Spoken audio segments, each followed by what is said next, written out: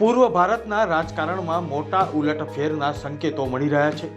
અસમ અને પશ્ચિમ બંગાળના એક્ઝિટ પોલના આંકડાઓને રાજકીય વિશ્લેષકોને સ્તબ્ધ કરી દીધા છે. એક્સિસ માય ઇન્ડિયાના સર્વે અનુસાર અસમમાં હેમંતા બિસ્વા શર્માએ મોટો કમાલ કર્યો છે. અસમમાં જ્યાં મુસ્લિમ વસ્તી 38% છે, ત્યાં ભાજપ 40થી 50% જેટલો જંગી વોટ શેર હાંસલ કરે તેવા સંકેતો મળી રહ્યા છે. આટલો મોટો વોટ શેર વિપક્ષ માટે ખતરાની ઘંટડી સમાન છે.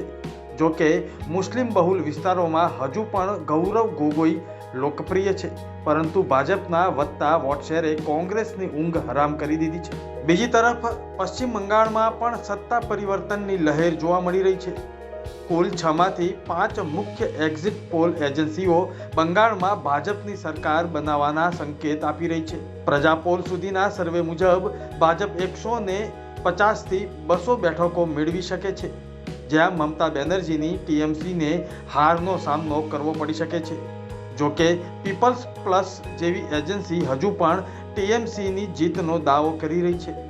હવે જોવાનું એ રહેશે કે શું ખરેખર બંગાળ અને અસમમાં ભાજપનો ભગવો લહેરાશે કે પછી મમતા બેનર્જી ફરી એકવાર બાજી પલટી નાખશે. બ્યુરો રિપોર્ટ, મુંબઈ સમાચાર.